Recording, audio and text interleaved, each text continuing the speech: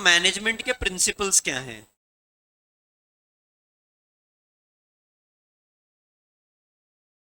बस बातचीत नहीं। एक बार आप सेटल हो जाओ, सब सेटल हो जाओ। ठीक है, सॉर्टेड। चलिए, बस बेटा बातचीत नहीं। बैग दे दो उसको, कॉपी किताब जो देना दे दो, जल्दी दे दो लेके। दो लोग, दो लोगों ने जन्म लिया बेटा, एक का नाम था हेनरी फ्योल और एक एक का नाम था F.W. टेलर। देखिए, इस बात को समझिए, जब भी कोई सिद्धांत बनता है, प्रिंसिपल बनता है, तो उसके पहले रिसर्च की जाती है। कितना प्यारा वर्ड है, रिसर्च। सर्च के बाद दोबारा उस पर अनुसंधान किया जाता है और नई जानकारियां निकाली जाती है। तो जब हम फ्योल की बात करते हैं तो फ्योल ने 14 प्रिंसिपल्स बोले, 0 टेक्निक बोली। इन भाई साहब ने 4 प्रिंसिपल्स बोले और 8 टेक्निक बोली। आज का मेजर डिस्कशन इसके ऊपर होने वाला है, ध्यान से सुनिएगा। और मैं एक एक प्रिंसिपल को आपके साथ डिस्कस करूंगा, in one liner, in two liner. और जहां पर आपको कंफ्यूजन हो आप मुझे रोक दीजिएगा। मैं सबसे पहले शुरुआत से शुरू करता हूँ। बहुत सिंपल प्रिंसिपल है, डिवीजन ऑफ वर्क। सब इधर देखिए। बुद्धिमान आदमी वो है जो किसी बड़े काम को छोटे छोटे कामों में बांट दे और वो छोटा छोटा काम उन व्यक्ति को दे जिस काम को करने में वो एक्सपर्ट है। अंग्रेजी में एक बहुत प्यारा वर्ड है, प्रोफिशिएंट है। हिंदी में उसके लिए बहुत प्यारा वर्ड है, सकुशल है। और उसी को वो काम दिया जाए। गलती तब होती है जब हम लोगों को वो काम दे देते जो करने के लिए वो एलिजिबल ही नहीं है। इसीलिए स्टाफिंग पढ़ा जाता है, placing the right person at the right job. सही लोगों को पिक करिए, सही स्किल दीजिए और स्किल देने के बाद उनको सही जगह पर प्लेस कर दीजिए। तो डिवीजन ऑफ वर्क बोलता है बड़े काम को छोटे छोटे कामों में बांटिए और वो काम उन लोगों को दीजिए जो काम करने में वो एक्सपर्ट है। अब जब आप ऐसा करेंगे तो स्पेशलाइजेशन होगा और सिंप्लीफिकेशन होगा। दो चीजें हो गई, specialization, simplification. What is specialization? विशिष्टीकरण हो जाएगा कार्य का। और सिंप्लीफिकेशन क्या है? सरलीकरण हो जाएगा कार्य का। कार्य सरल हो जाएगा और कार्य बेहतर हो जाएगा। तो मैं पिछले 10 साल से पढ़ा रहा हूँ और मैं यूनिवर्सिटी में, आप तो बहुत भोले बच्चे हो, मैं जब यहाँ पर आता हूँ तो मुझे बहुत लगता है कितने भोले बच्चों को पढ़ाने आया हूँ। मैं हेड ऑफ द डिपार्टमेंट हूँ, एमबीए डिपार्टमेंट का। लगभग 6 दोनों दोनों ईयर मिला लिए जाए तो 1000 बच्चे हैं, 1000 पर एमबीए ग्रेजुएशन करेंगे। जैसे कई पढ़ाई छोड़कर आए, कई का खुद का बिजनेस है, तो उनको पढ़ाने जाता हूँ, एक अलग चैलेंज है उनको पढ़ाना। आपको पढ़ाना एक अलग चैलेंज है, लेकिन ये काम करते करते करते करते धीरे धीरे मेरे अंदर क्या आने लग जाएगी? स्पेशलाइजेशन। मुझे पता होगा पहले मिनट क्या बोलना है, मुझे पता होगा क्या नहीं बोलना है, मुझे पता होगा क्या कम बोलना है, क्या ज्यादा बोलना है। और ये एक बार में नहीं आएगा, ये बाय द ईयर्स आएगा। इसी को बोला जाता है स्पेशलाइजेशन। और सिंप्लीफिकेशन मतलब सरल कर दो। क्या कर दो? मैं, अगर आप मुझसे कोई एक चीज सीख पाओ अपने जीवन में, तो मैं आपको एक गिफ्ट के रूप में सिखाना चाहता हूँ। जीवन में न किसी का जीवन जटिल करो, न खुद का जीवन जटिल करो, सरल करते चलो। जो भी चीज सरल हो ना उसके प्रति प्रो रहो। Never ever make things complex. मतलब इस लेवल पर सिखाना चाहता हूं मैं आपको कि कोई आपसे पूछे ना कि यार आप मेरी पार्टी में शाम को आ पाओगे कि नहीं आ पाओगे, बिल्कुल जटिल मत करो। या तो हाँ बोलो या तो ना बोलो। जटिल करते हैं लोग आंसर। आना तो चाहता हूं लेकिन एक दोस्त की और पार्टी है, पर वो तो कम अच्छा दोस्त है, तू तो अच्छा दोस्त है। लेकिन पापा यार भेजते नहीं, भेजते कह नहीं सकते। तो बताता हूं क्या पाऊंगा कि अब ये इतना जो आपने आंसर दिया है ना, ये आंसर आपके चरित्र के बारे में बहुत कुछ बता रहा है। मतलब आप हो एक भयंकर कॉम्प्लेक्स व्यक्ति, आप सीधा आंसर दे सकते थे यार मैं नहीं आ पाऊंगा, और आप उसको बोल सकते थे क्योंकि मैं नहीं आ सकता। मन में आप सोच रहे हो क्योंकि तू इस लायक नहीं है कि मैं आऊं। लेकिन ओरिजिनली आपको संबंध बरकरार कर रखने वाले आंसर देने पड़ते हैं। यस और नो? तो डिवीजन ऑफ वर्क में सिंप्लीफिकेशन होगा, स्पेशलाइजेशन होगा। दूसरा सुनो, बहुत अच्छा है, unity of command. Unity of command बोलता है ऑर्डर एक ही बॉस से होना चाहिए, दो बॉस नहीं होने चाहिए। जैसे इस वक्त देश में जो चल रहा है, everybody knows the final decision, the final call will be of Narendra Modi ji. The final decision किसका होगा? नरेंद्र मोदी का होगा। यूनिटी ऑफ कमांड मतलब एक ही बॉस से ऑर्डर फ्लो होना चाहिए। अच्छा, अगर दो बॉस से ऑर्डर फ्लो होगा तो क्या होगा? ईगो क्लैश होगा। और क्या होगा? डिस्प्यूट होगा। यार सुनो मेरी बात, इधर आओ बालक, इधर आओ। ये आगे दिख नहीं रही जगह? व्हेन यू सीइंग दैट पूरा सीट विकेट है, क्यों पीछे जाना है? और पीछे वाले लोग जगह बनाए अगर कोई आया तो ये इस देश की समस्या बता रहा हूं मैं आपको। मित्र मित्र है नहीं, दिखा रहे हैं कि मित्र हैं। चलिए दूसरा यूनिटी ऑफ कमांड, ऑर्डर एक ही बॉस से फ्लो होना चाहिए। किससे फ्लो होना चाहिए? अगर दो से होगा तो ईगो क्लैश होगा। किससे होगा? Ego clash. अच्छा, यूनिटी ऑफ कमांड के बाद आता है बेटा unity of direction. Unity of direction क्या बोलता है? यूनिटी ऑफ डायरेक्शन बोलता है वन हेड वन प्लान। क्या बोल रहा है वो? एक प्लान के लिए एक ही हेड बनाओ। और मैं आपको एक बहुत बढ़िया बात बताता हूं, अगर आपने दो हेड बना भी दिए तो एटलीस्ट हर प्लान के लिए एक ही हेड बनाओ। जितने ज्यादा लोग कमांड करेंगे उतना ईगो क्लैश बढ़ेगा। इस मैनेजमेंट तो छोड़ दो आप, ईगो ईगो टसल जिस लेवल का होगा आप इमेजिन नहीं कर सकते। और सबसे किसी भी ऑर्गेनाइजेशन के खत्म होने में सबसे बड़ा योगदान अगर किसी चीज का है तो वो ईगो का है। So never ever promote ego clash. तो तीन अपन ने पढ़े। चौथा बहुत अच्छा है, centralization and decentralization. What is centralization? सारे डिसीजन जब टॉप लेवल लेता है तो हम उसको क्या बोलते हैं? Centralise.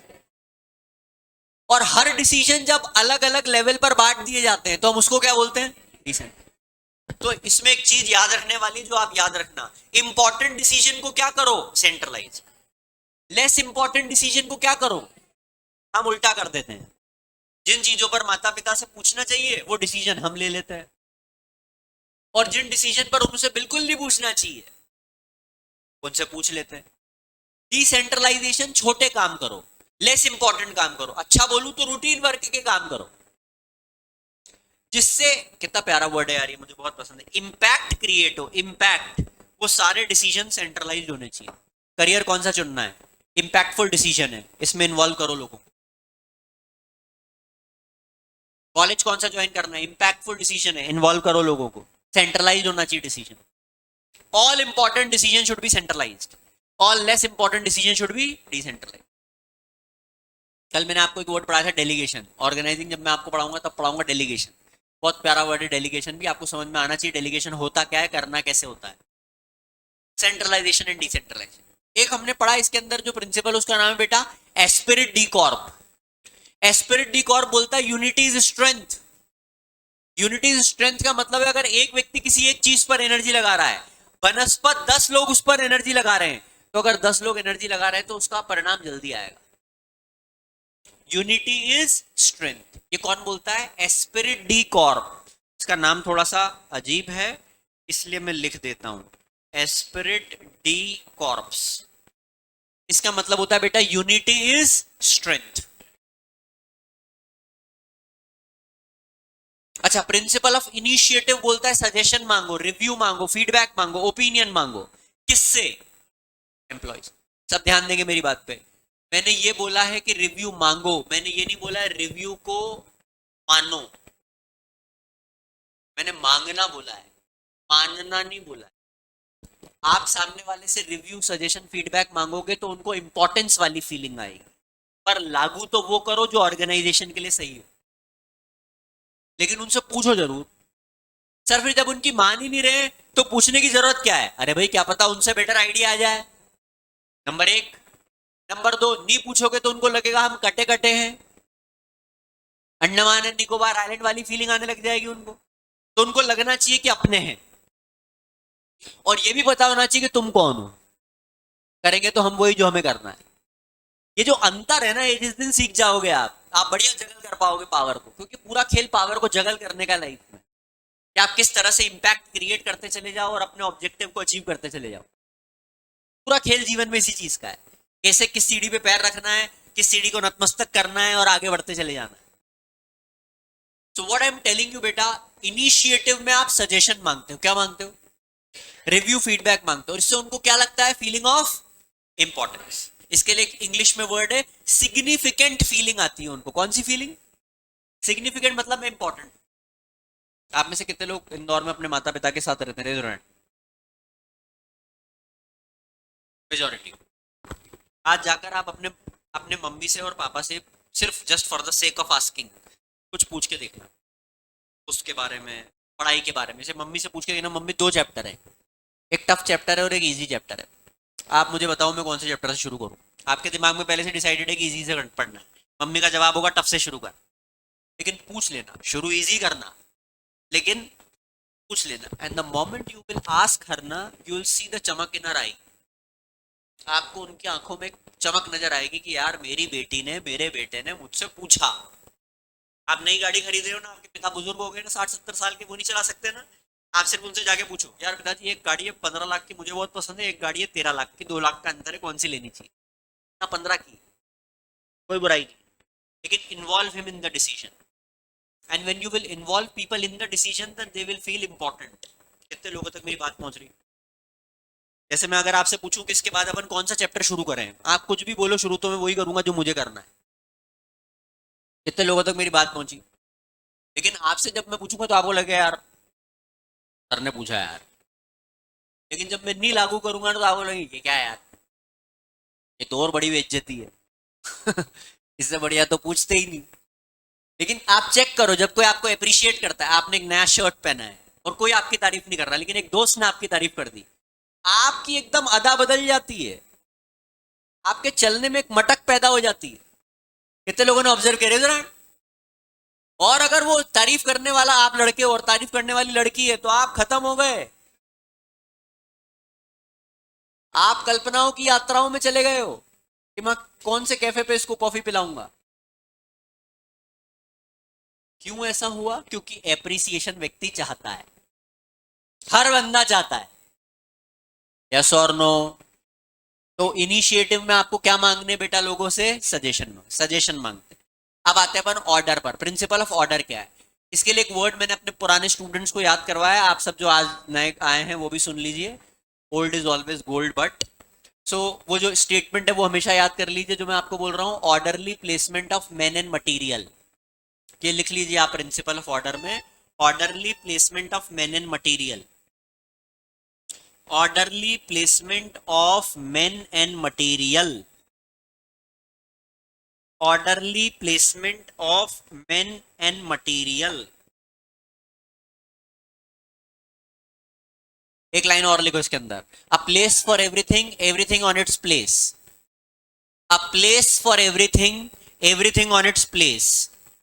A place for everything, everything on its place. A time for everything,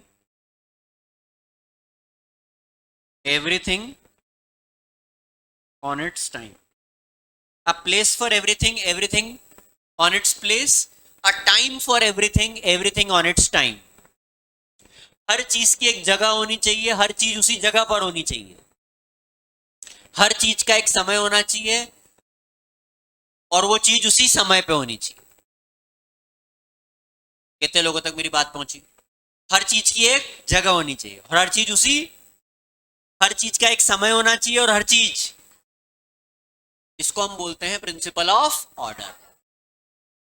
तो ये ऑर्डर देना नहीं है।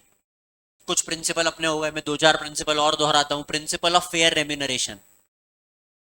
फेयर रेम्यूनरेशन बोलता है टैलेंट, एबिलिटी, स्किल के बेसिस पर पैसा दो। उनको डिस्क्रिमिनेशन वाली फीलिंग नहीं आनी चाहिए, इक्विटी भी बोलता है। फेयर रेम्यूनरेशन हमेशा ये बोलता है आप उनको टैलेंट, एबिलिटी, एक्सपीरियंस और पोटेंशियल के हिसाब से पैसा दो, और पैसा इसी के हिसाब से मिलना चाहिए। Talent, ability, potential, experience, 4 word है। इन चारों के बेसिस पे कर्मचारियों को आप क्या दो? पैसा।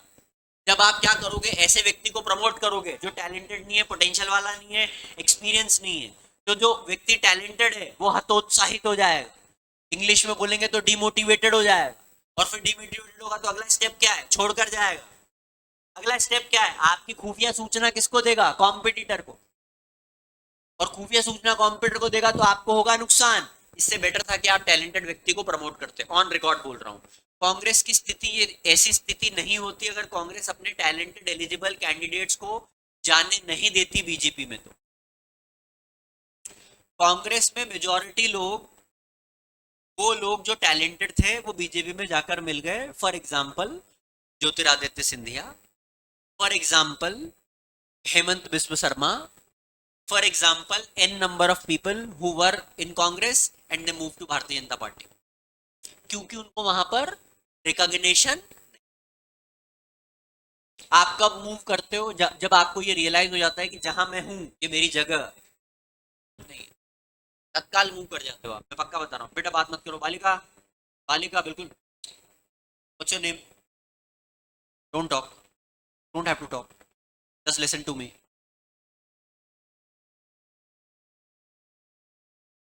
Any talented individual who leaves the organization is your liability. Any talented individual who is miraculously performing in your organization and you are not giving reward to that individual is your liability, क्योंकि वो छोड़कर जाएगा, और जब छोड़कर जाएगा तो आपको कमजोर करेगा, क्योंकि आपके रहस्य किसी और को बताएगा, और जब आपके रहस्य किसी और को बताएगा तो आप जानते हो विभीषण क्योंकि मिला हुआ था राम के साथ, तो लंका की पूरी स्थिति गंभीर कर दी और फाइनली रावण मर गया. Why I am quoting you this? You need to understand कि talented individual appreciation चाहते हैं प्लस वो better position चाहते हैं. इसमें कोई बुराई नहीं है एस्पिरेशनल होने में. हम व्यक्ति को एस्पिरेशनल होना चाहिए. एस्पिरेशनल का मतलब है महत्वाकांक्षी होना चाहिए. लोग महत्वाकांक्षा को अच्छी तरीके से नहीं लेते, लेकिन मैं आपको ये सिखाना चाहता हूँ, अगर आप मुझसे पढ़ रहे हो, एक ही लेक्चर पढ़ रहे हो भले, फिर भी मैं सिखाना चाहता हूँ भयंकर महत्वाकांक्षी बनो. भले आप किसी भी सराउंडिंग में पैदा हुए हो, आपके अंदर ये विल पावर होना चाहिए that I want to shine like a star. भले आप गरीब परिवार में पैदा हुए, लेकिन आपके अंदर ये विल पावर होना चाहिए, नहीं मेरे को तो यार एक बार तो पैसे का एक बार धूल की तरह समझना है, पैसे को किस तरह खर्च करना है. कब होगा? जब आप टैलेंटेड लोगों को रिटेन करके रखोगे. क्या करके रखोगे? और ये स्टाफिंग भी आपको सिखाता है कि टैलेंटेड लोगों को अपने को रिटेन करके रखना चाहिए. Fair remuneration. एक है बेटा principal of equity. What is principal of equity? Equity ये बोलता है कि कास्ट, कलर, क्रीड, जेंडर के बेसिस पे डिस्क्रिमिनेशन. अब आप देखो ये हालात हैं इस क्लास के, ये इस तरफ पूरा आप पलट के देखोगे ना, सारी गर्ल्स इधर बैठी हुई, दो बैठी हैं, बहुत अच्छे बेटा, I am so proud of you. ये दोनों मेरी स्टूडेंट है, I am so proud of you. Reason behind, आप जब इंडस्ट्री में जाओगे, 5 साल बाद काम करने जाओगे, 10 साल बाद काम करने जाओगे, तो आपको वहां पर आपको डिफरेंट कल्चर के लोग मिले, डिफरेंट अलग अलग, आपको इसको बोला था ना हेट्रोजीनियस कल्चर के लोग मिले. हो सकता है आपकी बॉस फीमेल, हो सकता है आपका बॉस मेल हो. आपके अंदर ये स्किल होनी चाहिए कि आप हर जेंडर के साथ बात कर पाओ. आप मेरी बात समझ रहे होगे? और ये कब होगा? जब एटलीस्ट आप क्लास में तो वो यूनानिमिटी बना पाओ. लेकिन क्या होता है ना, गर्ल्स और बॉयज के अंदर एक फंडामेंटल एरर होता है. बॉयज में भी देखा है मैंने, मेरी क्लास के स्टूडेंट उनमें भी है, ये गुच्छा बना लेते हैं और वो गुच्छा हर जगह साथ जाता है, कूद कूद के जाता है. अच्छा, उस गुच्छे का एक नकली सरदार होता है, नकली, क्योंकि वो खुद भी महान नहीं है. गुच्छे का जो नकली सरदार है वो खुद भी महान नहीं है, बस ये है कि वो कैसे न कैसे उसको सरदार मान लिया गया है. कोई है नहीं तो चलो इसको मान लेते हैं. Why I am telling you बेटा, ये जो आपने बना रखा है ना सिस्टम, ये सिस्टम से आपको कितना नुकसान होने वाला है आपको अंदाजा नहीं. आप नहीं, अभी नहीं समझ में आएगा. 5 years 10 years down the line जब आप इंडस्ट्री में जाओगे ना, you will not be able to talk so openly, you will not become extrovert, then you will realize कि पूरी स्कूल लाइफ में आपने अपनी पूरी पर्सनालिटी को संकीर्ण कर लिया. That day you will realize. मैं ये प्रमोट नहीं कर रहा हूं कि आप कल से एकदम मिंगल होके बैठ जाओ और क्या हाल है, मैं इसको भी प्रमोट नहीं कर रहा हूं, क्योंकि जैसे ही आप ये बोलते हो अगले दिन कुछ और नजारा होता है. सर ने ही तो बोल दिया, बात ही खत्म हो गई. I am telling you this, you should know what is an healthy environment. Are you getting my point? कितने लोगों तक मेरी बात पहुंच रही है? हेल्दी एनवायरनमेंट का मतलब समझ रहे हैं? जेंडर के बेसिस पे कोई भी डिस्क्रिमिनेशन, कलर के बेसिस पे कोई भी डिस्क्रिमिनेशन. क्या कलर के बेसिस पे डिस्क्रिमिनेशन होता है? होता है, होता है, होता है. जो अभूतपूर्व गोरे हैं उनको अलग दृष्टि से देखा जाता है, जो मेरी तरह कम गोरे हैं उनको अलग तरीके दृष्टि से देखा जाता है, जिनका गेहुआ रंग है उनको अलग दृष्टि से देखा जाता है, और जो थोड़े डार्क कॉम्प्लेक्शन के उनको थोड़ा अलग दृष्टि से देखा जाता है. और ऐसा अमेरिका में भी हुआ, भारत में भी हुआ, हर जगह हुआ. लेकिन मैं आपको बता रहा हूं ये डिस्क्रिमिनेशन फंडामेंटली रॉन्ग है. द मोमेंट आप डिस्क्रिमिनेट करते हो, आप एक्चुअल चीज से मिस ही कर जाओगे कि व्यक्ति का टैलेंट क्या है, पोटेंशियल क्या है. अगर आप उसको जज कर रहे हो on the basis of physicality. प्याल ने यही बोला प्रिंसिपल ऑफ इक्विटी में कि कास्ट, कलर, क्रीड, जेंडर के बेसिस पे कोई डिस्क्रिमिनेशन नहीं होना चाहिए, नहीं होना चाहिए. फिर उसने बोला स्टेबिलिटी ऑफ द टेन्योर होना चाहिए. बार बार लोगों को मत निकालो, कर्मचारियों को मत निकालो. नेवर एवर से कि तुम्हें निकाल दिया जाएगा. एक दिन के बाद वो खुद छोड़ कर चले जाएंगे.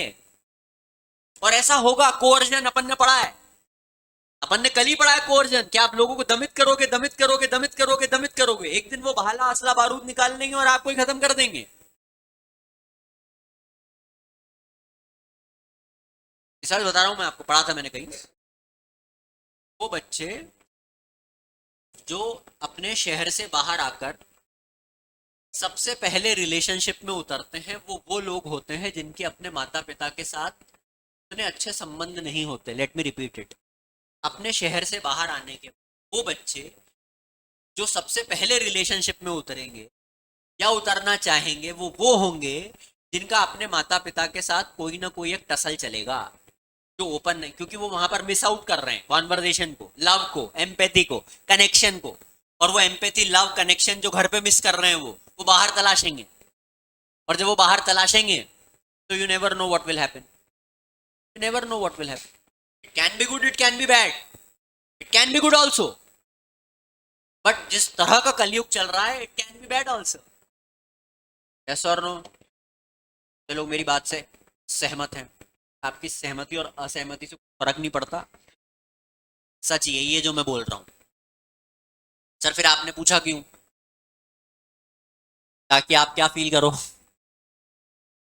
इंपॉर्टेंट फील करो। तो बताओ, स्टेबिलिटी ऑफ द टेन्योर क्या है? कर्मचारियों को बार बार निकालें कि रोक के रखें? उनको लंबे समय तक अपने पास रखेंगे, उनकी स्टेबिलिटी रहेगी, जो आपके ऑर्गेनाइजेशन के लिए बेटर है। फिर आते हैं बेटा अपन बहुत ही इंटरेस्टिंग स्केलर चेन पर। स्केलर चेन में बोलता है इंफॉर्मेशन का जो फ्लो है वो बहुत ही सिस्टमेटिक होना चाहिए, सिस्टमेटिक फ्लो ऑफ इंफॉर्मेशन। और इमरजेंसी में दो सिमिलर पोजीशन पर बैठे हुए लोग डायरेक्ट बात कर सकते हैं। इमरजेंसी में हॉरिजॉन्टल कम्युनिकेशन कहलाता है, वो बात कर सकते हैं, बट वो सेम पोजीशन पर होना चाहिए। कौन से पोजीशन पर होना चाहिए?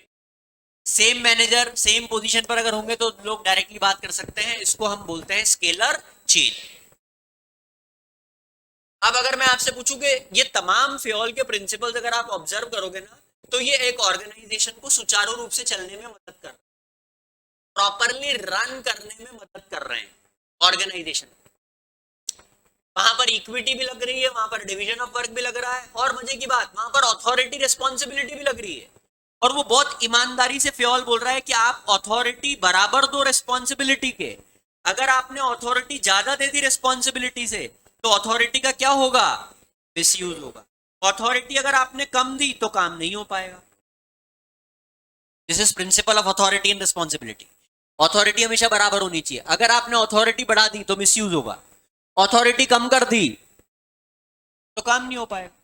तो किसी भी व्यक्ति को काम देते वक्त चेक करो कि इस काम को एग्जीक्यूट करने के लिए क्या अथॉरिटी लगेगी।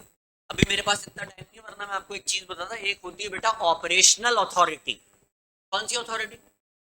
जैसे मैं आपको एक एग्जांपल देता हूँ। मेरा एक डिपार्टमेंट है, एमबी डिपार्टमेंट, एक डिपार्टमेंट एग्रीकल्चर।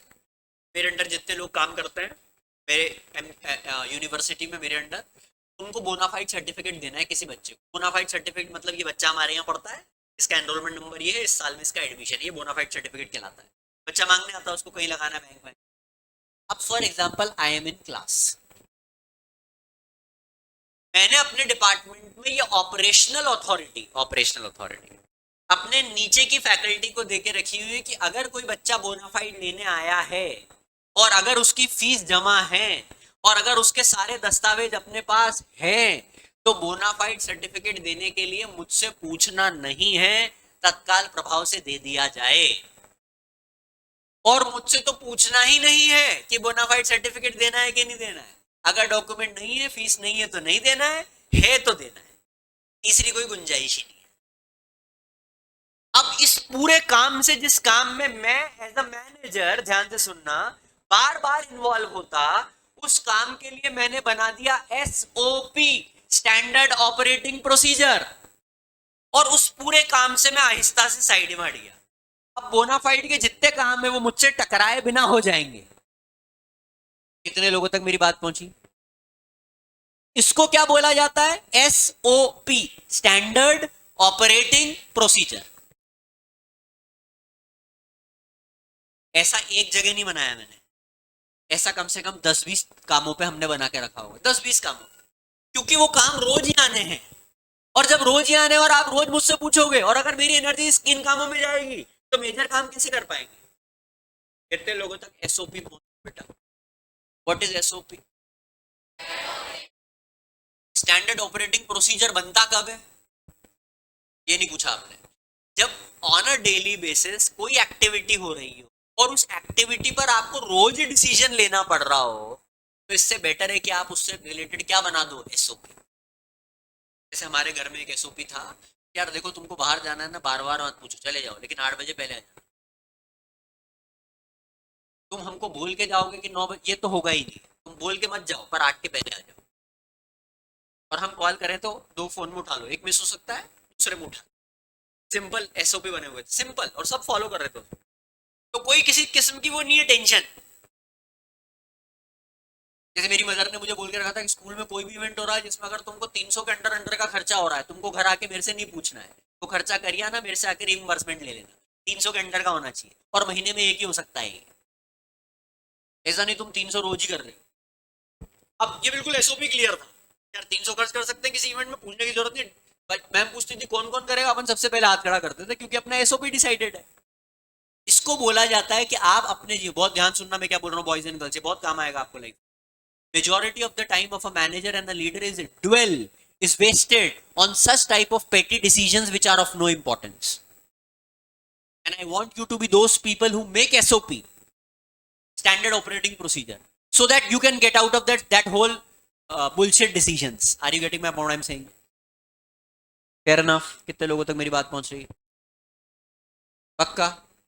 तो ये कुछ हमने पढ़े बेटा प्रिंसिपल्स। कोई और प्रिंसिपल आपको समझ में नहीं आ रहा है तो हाथ खड़ा करके पूछो। कोई प्रिंसिपल अगर आपको दिक्कत दे रहा है तो बताओ। Any principle which is creating issue to you. पन्ने पलट लो एक बार और पूछो, फिर हम टेलर की तरफ आएंगे। बात मत, कुछ भी नहीं हुआ, 12वीं में ही हो, बहुत कुछ कर नहीं पहुंच। अरे दुख होता है मुझे जब मैं अपने बच्चों को गलत दिशा में जाते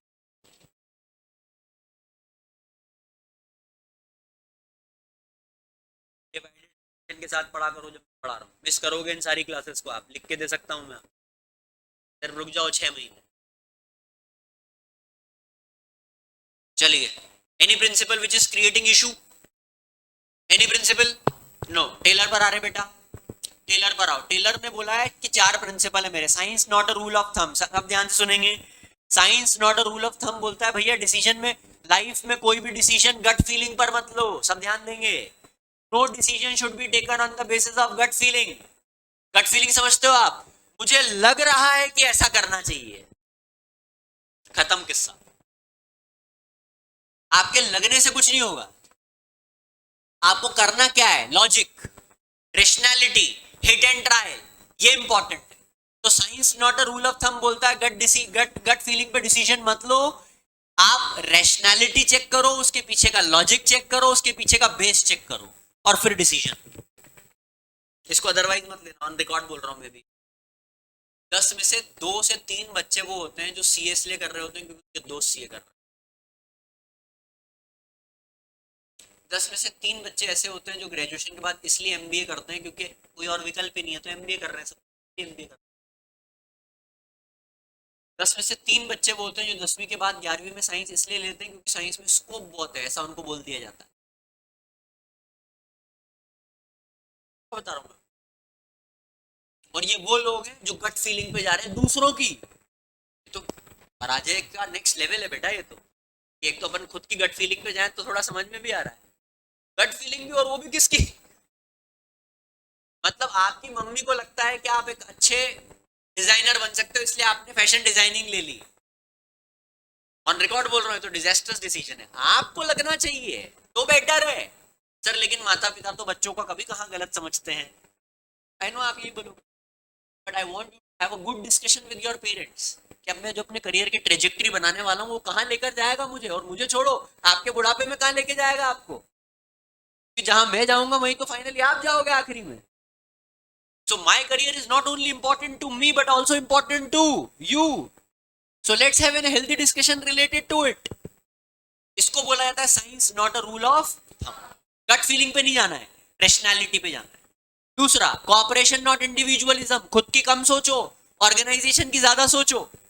हिरोशिमा नागासाकी हुआ जापान में, आपको पता है पूरा जापान 5 बजे उठना शुरू कर दिया, बड़े बड़े सायरन लग गए थे अलग अलग शहरों में, अलग अलग गांव कस्बे मोहल्लों में, और रोज सुबह 5 बजे पूरा देश उठता था और देश के निर्माण में लग जाता था शुरुआत के 2-3 घंटे।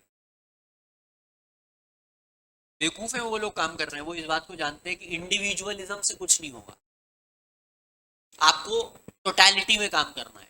हिंदी में बहुत प्यारा वर्ड है समग्रता, इंग्लिश में उसके लिए वर्ड है इंटीग्रिटी, कि आपको कंप्लीट इंटीग्रिटी में जब आप काम करते हो तो उसके रिजल्ट और इफेक्ट बहुत गहरे आते हैं। Science not a rule of thumb हो गया, कोऑपरेशन नॉट इंडिविजुअलिज्म हो गया, हार्मनी नॉट डिस्कॉर्ड, डिस्कॉर्ड का मतलब होता है झगड़ा होना, कॉन्फ्लिक्ट होना। और आप सब मेरी बात से सहमत होंगे, जब जब कॉन्फ्लिक्ट होगा आप चेक करना, आपका पीस ऑफ माइंड चला जाता है और आप परफॉर्म नहीं कर पाते। चेक कर लो, आप घर में कोई झगड़ा हो रहा हो, आप पढ़ाई नहीं कर सकते, पढ़ाई छोड़ो, आप टीवी ढंग से नहीं देख सकते, आप बोलोगे काम करता हूँ, बंद कर देता हूँ, लड़ लो तुम। हार्मनी नॉट डिस्कॉर्ड बोलता है पीस ऑफ माइंड के साथ किया गया काम जल्दी परिणाम लेकर।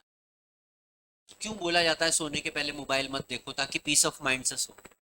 क्यों बोला जाता है सुबह उठते ही भगवान का नाम लो, अपने हाथ के दर्शन करो, धरती माता को प्रणाम करो, ईश्वर का धन्यवाद, उठते ही मोबाइल निकाल ली? किस किसने मैसेज किया है? 3 कंपनी के मैसेज आए, और कौन ही करेगा आपको? जो टैलेंटेड नहीं होता तो उसको कहाँ मैसेजेस आते ज्यादा। हाँ, दोस्तों क्या आते, वो भी असफल है, आप भी असफल हो इसलिए आ रहे हैं। असफलता को चेरिश करते हैं। क्या भाई, क्या हाल है? बढ़िया चल रहा भाई, चिंता मत कर, तेरा भाई बड़ा काम करेगा। कर भी दिया बड़ा काम, 12वीं में fail. What I am telling you बेटा इज, आप जितना पीस ऑफ माइंड के साथ हार्मनी में रहोगे, उतना आपके जो रिजल्ट है वो क्या आएंगे, इफेक्टिव आएंगे। यस और नो? ये हार्मनी नॉट डिस्कॉर्ड है। और लास्ट बेटा, ट्रेनिंग प्रोवाइड करो, development of employ through training. मेरे पुराने बच्चे बताएंगे what is the difference between training and development, हाथ खड़ा करके बताओ फुर्ती में, एक ही बार में जवाब आना चाहिए। बताओ बेटा, शाबाश। परफेक्ट। दूसरा, ट्रेनिंग इज जॉब ओरिएंटेड, ठीक है, परफेक्ट, करियर ओरिएंटेड। तीसरा, और कोई तीसरा बता पाएगा? बताओ बेटा। हाँ बोलो, शाबाश, ही बोलो। And for eternity, training is for a particular period of time, development is for eternity. Training is technical, development is managerial. Training is job oriented, development is career oriented. तो आपको कर्मचारियों की क्या करनी है, ट्रेनिंग। सब इधर देखेंगे मेरी तरफ। वो व्यक्ति जो ट्रेंड है ना बेटा, उसका कॉन्फिडेंस अलग होता है। आप जब क्लास में होमवर्क करके जाते हो, आप में अलग कॉन्फिडेंस होता है, आप टीचर की आंखों में आके देख के पढ़ते हो क्लास में। जब आप होमवर्क करके जाते हो और टीचर ने होमवर्क दिया और आप होमवर्क करके नहीं गए, आप बिल्कुल कोने में दुबक के बैठे हुए होते हो और आंखें आपकी नीचे होती है और आप ऐसे नौटंकी कर रहे होते हो कि पकड़ाई में ना हो। और जिस दिन आप दमदारी से 1 घंटा बैठ के आपने होमवर्क किया, आप बिल्कुल टीचर के एकदम आंख में आंख डाल के बात करते हो, इंतजार कर रहे होते हो कब टीचर बोले होमवर्क की बात, और आप गर्व से हाथ खड़ा करो कि मैंने होमवर्क करके आया हूं जीवन में पहली बार, कृपया करके मुझसे पूछें। बिकॉज यू आर ट्रेंड, तो ऑलवेज बी ट्रेंड। अब आप स्टूडेंट हो, आपके लिए ट्रेनिंग क्या है, स्टडी। आप बड़े हो जाओगे, आपके लिए ट्रेनिंग क्या होगा, ऑपरेशनल इफेक्टिविटी, पावर, एग्जीक्यूट करना, चीजों को लीडरशिप से ऑपरेट करवाना, यह आपकी ट्रेनिंग रहेगी। तो बी ट्रेंड। और एक और बात सिखा देता हूं, जो लोग सीखते नहीं हैं वो लंबे समय में नहीं टिक पाएंगे। मैं आपको विनम्रता से बता रहा हूं, ये याद रखना मेरी बात। इन्हीं में से 10 साल बाद कुछ बच्चे भयंकर संघर्ष करते हुए नजर आएंगे, अगर, डबल अंडरलाइन, वो नहीं बदले, नई चीजें उन्होंने नहीं सीखी, आर्टिफिशियल इंटेलिजेंस को नहीं स्वीकार किया, अंग्रेजी नहीं इंप्रूव करी, और पर्सनैलिटी नहीं बढ़ाया, वही दकियानुसी विचारधारा, वही घटिया बातें करते रहे, इधर उधर की, लिख लो, 10 साल बाद आप संघर्ष करते हुए ही पाए जाएंगे। वाई सो? क्योंकि आप उस कंपटीशन को नहीं झेल पाएंगे जो आने वाला है अगले 5 साल में आपके ऊपर। अभी मजाक लगेगा आपको, कोई नहीं समझता बेटा, मैं भी जब वहां बैठता था तो मुझे लगता था कुछ देख लेंगे सब, आर पार कर देंगे अपने। बहुत बहुत बात है अपनी। खजराना गणेश जी को मानता हूँ मैं नहीं करूंगा तो क्या हुआ, वो कर देंगे। उनसे बड़े हैं क्या सर?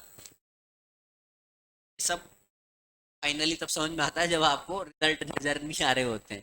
इसलिए मैं आपको आज ही आज ही वस्तु स्थिति समझाना चाह रहा हूँ। तो ये 4 प्रिंसिपल हो गए। अच्छा, अब 8 टेक्निक है। कितनी टेक्निक है? 8 में से 4 तो बेटा स्टडी है। Method study, motion study, time study, fatigue study. Fatigue study जो है वो 3 चीजों की बात करती है। हाथ खड़ा करके बताइए कौन मुझे बताएगा।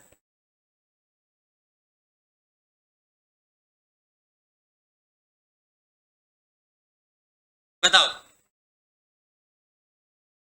3 चीजें मैं बताऊं। पहला, number of interval, duration of interval, frequency of interval. Fatigue study में 3 चीजें चेक की जाएगी। नंबर ऑफ इंटरवल, कितने हो रहे हैं नंबर। दूसरा, ड्यूरेशन, एक इंटरवल कितने मिनट का है। और तीसरा, कितने पीरियड बाद इंटरवल मिल रहे हैं। ये 3 चीजें फटीक स्टडी में चेक की जाती है। Number of interval, duration of interval, frequency of interval. कितने लोगों को तीनों वर्ड याद हो गए? क्या था पहला वर्ड? नंबर। दूसरा ड्यूरेशन। तीसरा फ्रीक्वेंसी। ये फटीक स्टडी है। मोशन स्टडी क्या बोलती है, किससे रिकॉर्ड होती है? सीसीटीवी कैमरा से। What is CCTV camera? Close circuit television camera. इससे रिकॉर्ड करते हैं कि कौन से प्रोडक्टिव मूवमेंट है और कौन से अनप्रोडक्टिव मूवमेंट। तो अनप्रोडक्टिव मूवमेंट को प्रमोट करें कि अवॉइड करें? प्रोडक्टिव मूवमेंट को प्रमोट करें कि अवॉइड करें? प्रमोट करें। ये मोशन स्टडी। मेथड स्टडी बोलता है किसी भी काम को करने का बेस्ट मेथड पता लगाओ कि क्या बेस्ट मेथड है। जैसे फॉर एग्जांपल आपको एक माल भेजना है इंदौर से भोपाल। अब इंदौर से भोपाल बेस्ट कनेक्टिविटी क्या है? रोड। सच बता रहा हूं, best connectivity is road, not train. Road connectivity है, 3.5 घंटे भोपाल पहुंच जाओगे। ट्रेन में अगर आप बैठ गए भोपाल जाने के लिए, और भारत की ट्रेन अपनी मौज से चलती, तो हो सकता है ओरिजिनली वो 4.5 घंटे में लगाने वाली थी, लेकिन हो सकता है वो 5.5 घंटे में। तो बेस्ट मेथड क्या है किसी भी काम को करने का? जो शॉर्टेस्ट हो, नंबर 1, जो शॉर्टेस्ट हो, जो कम कॉस्टली हो, और जिसमें रिसोर्सेस कम यूज हो। क्या कम यूज हो? रिसोर्सेस कम use. Method study, motion study, time study. किसी भी काम को करने का आपको एक पर्टिकुलर टाइम डिसाइड करना होगा कि भाई कितनी देर में ये प्रोडक्ट बनने वाला है, ये सर्विस के हम कितने मिनट आपको देंगे। वो टाइम डिसाइड होना चाहिए। और वो टाइम अगर डिसाइडेड नहीं होगा तो आपको क्लैरिटी नहीं आएगी ऑर्गेनाइजेशन में कि कहाँ कितना टाइम जा रहा है। हार्वर्ड में एक स्टडी कराई गई और उसमें उन्होंने सिखाया कि आप अपने कर्मचारियों को एक एक्टिविटी दो, और उस एक्टिविटी में उनसे पूछो कि अगर आप 10 से 5 की नौकरी है ना आपकी, तो आप ये बताओ कि आपके 10 से 5 में, ध्यान से सुनना बहुत गहरी बात है, 10 से 5 में जो आप काम करते हो, 5 और 11 12 7 घंटे काम करते हो, इसमें आप कितने घंटे किस काम को कितने परसेंटेज में करते हो, ये बता दो। आप तो एक्सेल भर के दे दो शाम को कि आज आप 7 घंटे हमारे साथ रहे। तो आपने आपने लिखा फॉर एग्जाम्पल हमने आज बच्चों को कॉलिंग करी। कॉलिंग आज हमने 50 बच्चों को कॉलिंग करी। कॉलिंग 50 बच्चे। अब आपने 50 बच्चों को कॉलिंग करी, तो 50 बच्चों को कॉलिंग करने में 2 घंटे से ज्यादा तो लगेंगे नहीं। तो मतलब 7 घंटे में आपने 2 घंटे इस काम को किया, मतलब आपने 25% ये काम किया, 20%। तो हमारा क्वेश्चन ये है कि 80% टाइम क्या किया आपने। तो दूसरा बताओ, तीसरा बताओ, चौथा बताओ, उसमें परसेंटेज भी लिखो। वरना लोग क्या होंगे, शाम को आके बोले सर आज मैंने 50 बच्चों को कॉलिंग करी थी, थैंक यू सर। आज सर मैंने वो बच्चों का पूरा डेटा डाल दिया है एक्सेल पे, थैंक यू सर। कितना परसेंटेज ऑफ योर टाइम इस काम में गया, इससे हम चेक कर लेंगे कि आप कितने इफेक्टिव हो और कितने एफिशिएंट हो। सर के ऊपर से तो नहीं जा रही बात जो मैं बोल रहा हूं? पक्का आ रही समझ में? चलिए एक और बात सीखने की कोशिश करिए। जब हम बात करते हैं मेथड, टाइम, मोशन और फटीग स्टडी की, तो इन चारों के अलावा एक और स्टडी जिसको हम बोलते हैं मेंटल रिवॉल्यूशन। मेंटल रिवॉल्यूशन बोलता है कि जो भी काम होगा वो पॉजिटिव थॉट प्रोसेस से होना चाहिए, लेकिन पॉजिटिव थॉट प्रोसेस के अलावा एक्शन जरूरी है। सिर्फ सोचने से कुछ नहीं होगा। आप पिछले 3 साल से ये डमरू बजा रहे हो और ये ढोल बजा रहे हो कि मेरी अंग्रेजी अच्छी नहीं है, डम। मेरी अंग्रेजी बिल्कुल भी अच्छी नहीं है, मैं तो हिंदी मीडियम का स्टूडेंट हूँ, डम। बढ़िया, आपने ये झंडा लहरा दिया 3 साल तक। इसकी बजाय अगर आप 7 दिन में एक स्टेटमेंट सीखते, एक दिन में एक नहीं बोल रहा हूं, 7 दिन में एक, हेलो हाउ आर यू, एक स्टेटमेंट, 7 दिन में यही सीखना है।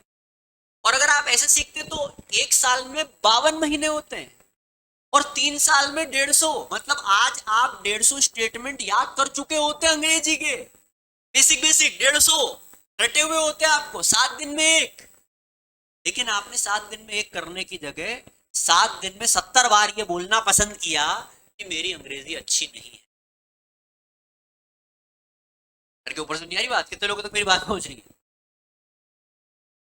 तो बढ़िया लाइन बोलूंगा, व्यक्ति अपनी कमजोरियों के प्रति क्या कर देता है, जस्टिफिकेशन दे देता है। क्या कर देता है?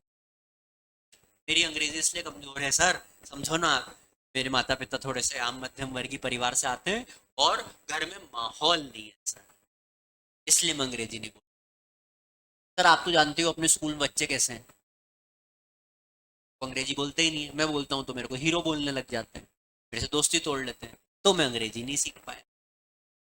ऐसे 1000 कारण दे दोगे आप, ये देते रहो मैं तो कह रहा हूं, लेकिन 7 दिन में एक लाइन चुपके से सीख लो ना। लेकिन लोग ये करते नहीं, लोग अपनी गलतियों का क्या करते हैं, जस्टिफिकेशन। एम आई साउंडिंग लॉजिकल?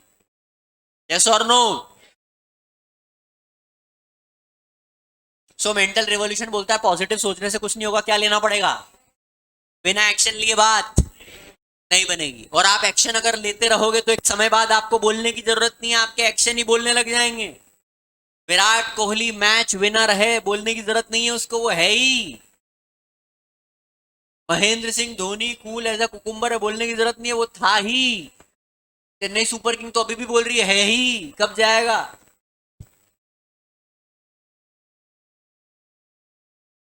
एक समय के बाद, ध्यान से सुनना, बहुत काम की लाइन है, एक समय के बाद आप उस काम को इतनी बार कर देते हो कि अब आपको बोलने की जरूरत नहीं है, आपका काम ही बोलने लग जाता है। पर वो होगा कब? जब आप एक्शन लोगे। क्या लोगे? इसको बोला जाता है मेंटल रिवॉल्यूशन। क्या बोला जा रहा है? पक्का? फिर आता है standardization and simplification of work. What is standardization? Product का स्टैंडर्ड मेंटेन करो। क्या मेंटेन करो? अगर आप क्वालिटी गिराओगे, परसों नरसों मेरे पास कोई वीडियो आया, उसमें बोल रहा था कि अमेजोन पर कोई नूडल्स बिक रहा है, उस नूडल्स को चेक किया तो वेजिटेरियन नूडल था, नूडल वेजिटेरियन था, लेकिन जब उसके इंटीरियर में जाके चेक किया, इंग्रेडिएंट में जाके चेक किया, उस महिला ने पाया वहां पर क्लियरली मेंशन था बीफ, गाय का मांस, बीफ, और ऊपर वेजिटेरियन लिखा हुआ था। और वो वीडियो हमारे फैमिली का जो ग्रुप बना हुआ है जिसमें हम 4-5 लोग हैं, उसमें मेरे पिताजी ने भेज दिया। एक बार वो इंदौर आए हुए थे और हमने शाम को बोला कि अपन सब शाम को बढ़िया मौसम हो रहा है तो चलो नूडल्स बना, तो वो बात पता थी और उन्होंने कहा नूडल फूडल कुछ मत बनाओ, बनाना है तो पोहा बनाओ, ढोकला बनाओ, इडली बनाओ, कोई नूडल नहीं बने। और हमने बनाया और उनके सामने बैठ के खाया,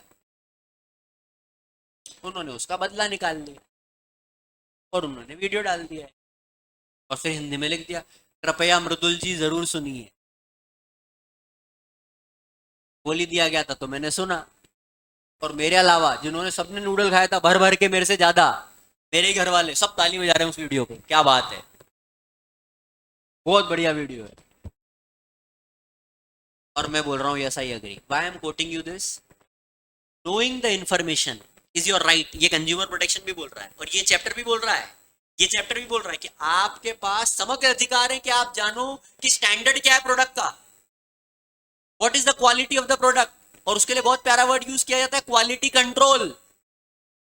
कितने लोगों को पता है ऑर्गेनाइजेशन में क्वालिटी कंट्रोल डिपार्टमेंट होता है जो चेक करता है। आप कभी भी खिलौने देखना, खिलौनों को पलट के देखना, जहां उनकी बैटरी लगती है वहां पर क्यूसी लिखा रहता है, अगर आपने कभी ईमानदारी से देखा हो तो। QC, what is QC? Quality check हो चुका है वो। और ये कहते हुए कोई गुरेज नहीं है कि चाइना के जितने मेजोरिटी प्रोडक्ट हैं उस पर आपको क्यूसी नजर आएगा, quality check. What is standardization? Product का क्या मेंटेन करना है, व्हाट इज सिंप्लीफिकेशन? वो प्रोडक्ट जो मुनाफा नहीं दे रहा है उसको क्विट कर लो मार्केट से, चलाओ मत लंबे समय तक, क्योंकि अगर आप उसको चलाओगे तो वो आपको फाइनेंशियल क्या देगा? लॉस। अच्छा, व्हाट इज फंक्शनल फोरमैनशिप? कितने बॉस है टोटल? 8। टोटल कितने? 8। नाम बताओ बेटा 8 हो गए। खड़े हो जाओ, शाबाश, बताओ। खड़े हो, खड़े तो हो, बताओ। नहीं, पहले तो 2 नाम बताओ। बैठ जाओ। एक प्लानिंग और एक प्रोडक्शन। प्रोडक्शन में हमने 4 बॉस पढ़े थे। एक गैंग स्पीड में जा रहा था, इंस्पेक्टर ने रोका, मस्त रिपेयर कर दी। ये लाइन हमने रटी थी। एक गैंग स्पीड में जा रहा था, इंस्पेक्टर ने रोका, मस्त रिपेयर कर दी। Gang boss, speed boss, inspector boss, repair boss. Gang किस में जा रहा था? स्पीड में जा रहा। किसने रोक लिया? इंस्पेक्टर ने रोक लिया। क्या कर दी उसकी? रिपेयर कर दी। तो 4 बॉस इधर हो गए। फिर हमने एक लाइन इधर पढ़ी थी, इंस्ट्रक्टर ने रूट क्लर्क को बोला टाइम पर आया करो, डिसिप्लिन में रहा करो। इंस्ट्रक्टर ने रूट क्लर्क को बोला, ये 2 नाम हो गए। टाइम पर आया करो, तीसरा नाम हो गया। डिसिप्लिन में रहा करो, डिसिप्लिनेरियन, 4 नाम। तो 4 इधर और 4, टोटल कितने हो गए? 8। तो फंक्शनल फोरमैनशिप कितने बॉसेस की बात कर रहा है? 8। 8 बॉस की बात कर रहा है। और 1 बॉस की बात कौन करता था?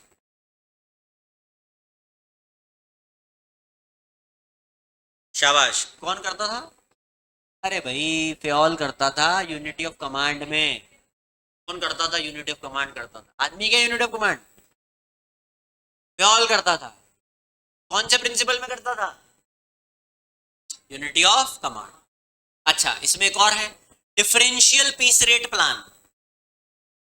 What is differential piece rate plan?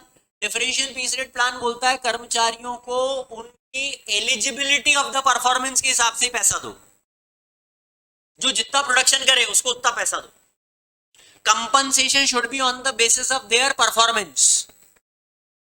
Pure performance check करो और उसके बाद पैसा दो। अगर कोई 10 यूनिट बना रहा है तो उसको 10 का पैसा दो, कोई 11 बना रहा है उसको 11 का पैसा दो, कोई 18 बना रहा है 18 का पैसा दो, कोई 30 बना रहा है तो पहले चेक करो कैसा बना रहा है। पता लगा 30 बनाने में उसने पूरी क्वालिटी की धज्जियां उड़ा दी। तो जो जितनी क्वांटिटी और क्वालिटी बनाएगा उसको उतना ही पैसा मिलना चाहिए। ये डिफरेंशियल पीस रेट प्लान है। कितने लोगों तक बात पहुंची? अब सब मेरी तरफ देखो, आज का महाज्ञान देने वाला हूं मैं, तो आपको जिंदगी भर याद रखना। शायद मेरे पुराने बच्चों को मैंने कभी बताया हो, अगर बताया भी हो तो उनका रिवीजन हो जाएगा। Treating everybody equally means treating everybody differently. याद रखना इस बात। समझाओ, कौन समझाए? बताओ बेटा। हाँ, यू। यस, बैठे बैठे बैठे।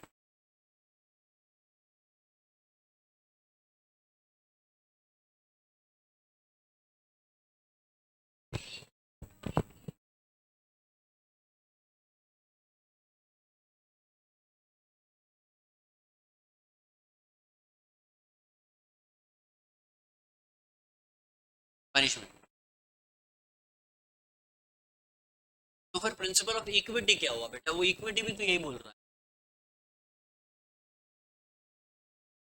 ट्रीट डिफरेंट करना है। बिल्कुल सही बात है। Treating everybody equally means treating everybody, हर व्यक्ति को इक्वल ट्रीटमेंट देने का मतलब है कि हर व्यक्ति को डिफरेंट ट्रीटमेंट मिलना चाहिए। कोई लड़का जो खड़ा नहीं होना चाहता उसको खड़ा कर देना, और एक लड़की जो स्वतः खड़ा होना चाहती है उसको नहीं खड़े होने, उसको बैठे रहने देना। Treating everybody equally means treating everybody differently. अब आप बोलोगे सर ये तो अन्याय है लड़कों के साथ, हमको क्यों खड़ा किया गया, लड़कियों को क्यों नहीं खड़ा करके बुला रहे हो आप? अगर आपके अंदर भी इच्छा है ना और आप एकदम मूव कर जाते तो मैं आपको भी नहीं खड़ा करता, लेकिन वो जो इच्छा है आपके अंदर की मैं बैठे बैठे जवाब दूंगा, उसका दमन होना चाहिए। और आपको ये बताना चाहिए क्लास में जवाब खड़े होके दिया जाए। फिर सर लड़कियों से बैठे बैठे क्यों जवाब? क्योंकि वो जवाब देना चाहती है खड़े होकर, इसलिए खड़े होने की कोई जरूरत नहीं। बात खड़े और बैठने की नहीं, बात इच्छा की है। कितने लोगों तक मेरी बात पहुंची? ट्रीटिंग, मेरा अपना स्टूडेंट है इसलिए मैं थोड़ा परिहास टाइप कर लेता हूँ। Treating everybody equally means treating everybody different. पक्का बेटा, आज अपन कंज्यूमर नहीं पढ़ पाएंगे, कंज्यूमर नेक्स्ट में होगा, भले एक दिन लंबा खिंच जाएगा, कोई दिक्कत वाली बात नहीं। आज के लिए काफी है, thank you very much, God bless you all, keep smiling.